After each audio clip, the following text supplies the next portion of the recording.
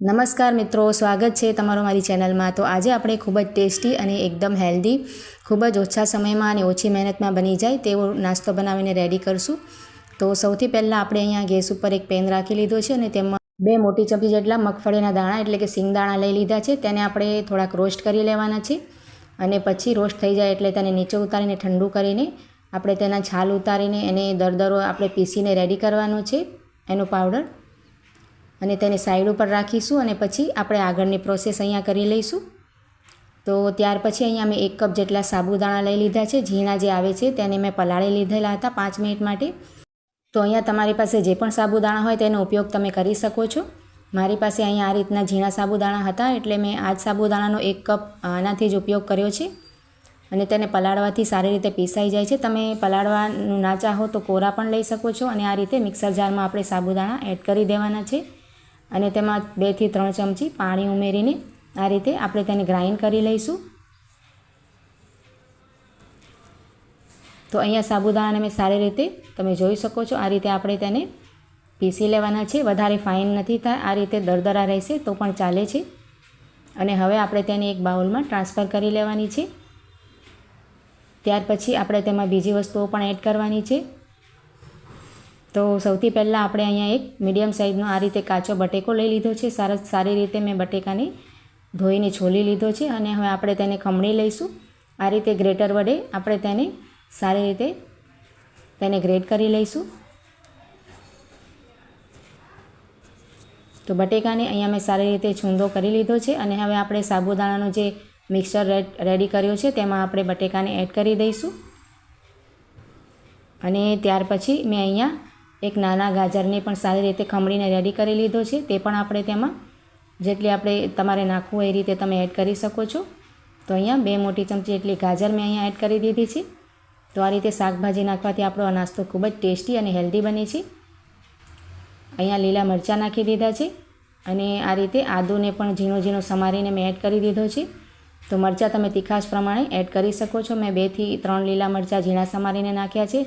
અડધી ચમચી જેટલો જીરો એડ કરશું, અડધી ચમચી જેટલો કાળા મરીનો પાવડર એડ કરી દઈશું અને મીઠા લીમડાના પાન આપણે એડ કરી દેવાના છે તેમાં ઝીણા સમારીને।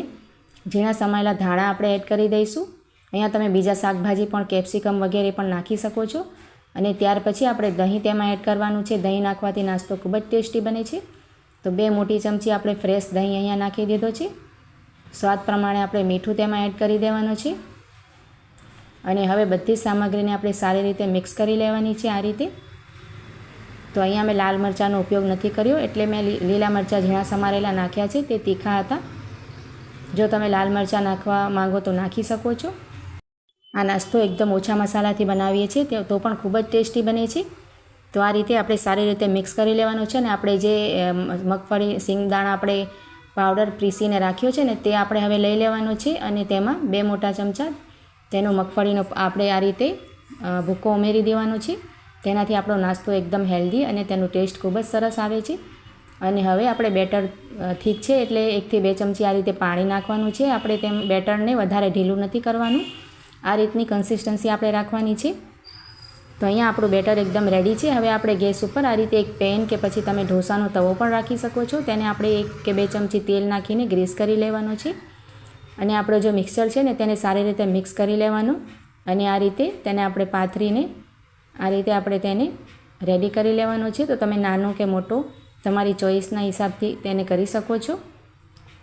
તો આ નાસ્તો ઉનાળામાં ખૂબ જ ટેસ્ટી લાગે છે અને હેલ્ધી પણ છે, ઠંડુ પણ છે આપણે શરીર માટે। તો સવારે નાસ્તા માટે કે પછી બાળકો માટે તમે આ નાસ્તો બનાવીને રેડી કરી શકો છો।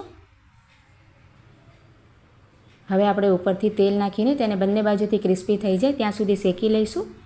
થોડીક વાર માટે તેને ઢાંકી દઈશું એટલે સારી રીતે કૂક થઈ જાય અને આ રીતે ઉપરથી ડ્રાય થઈ જાય એટલે આપણે તેને ફ્લિપ કરી લઈશું અને બંને બાજુથી સરસ રીતે ક્રિસ્પી થઈ જાય ત્યાં સુધી આપણે શેકવાનું છે। તો બહુ જલ્દીથી તમે જોઈ શકો છો કલર આવી જાય છે તેમાં અને એકદમ ખાવામાં ટેસ્ટી અને ક્રિસ્પી બને છે।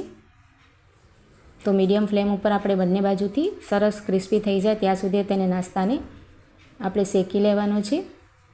તો જો તમને મારી આ રેસીપી સારી લાગી હોય તો તેને લાઈક જરૂરથી કરજો અને તમારા ફ્રેન્ડ્સ અને ફેમિલી સાથે શેર પણ કરજો।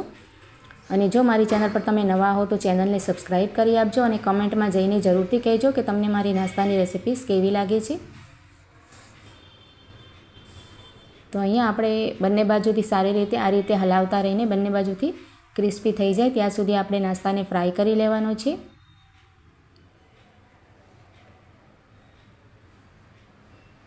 તો તમે આ સાબુદાણાના નાસ્તાને એકવાર ચોક્કસ ટ્રાય કરજો. તો અહીંયા સારો કલર આવી ગયો છે અને હવે આપણે તેને પ્લેટમાં લઈ લઈશું. નાસ્તો ખૂબ જ ટેસ્ટી અને ક્રિસ્પી બને છે અને આ જ રીતે આપણે ફરીથી બીજો નાસ્તો પણ રેડી કરી લઈશું. તો અહીંયા મિશ્રણને પાછો હલાવીને આપણે એ જ પ્રોસેસથી નાસ્તાને ફરીથી બનાવી લઈશું.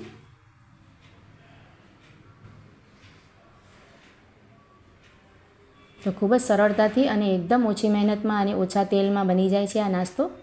તમે બનાવશો તો તમને ખૂબ જ સારો લાગશે. ફ્રેન્ડ્સ, તમે એકવાર જરૂરથી ટ્રાય કરજો. તો અહીંયા મેં થોડોક નાસ્તો આપણો રેડી કરી લીધો છે. તો ખૂબ જ ક્રિસ્પી તેનો ટેક્સચર આવ્યો છે, તમે જોઈ શકો છો. અંદરથી એકદમ સોફ્ટ બને છે અને ઉપરથી ક્રિસ્પી બને છે.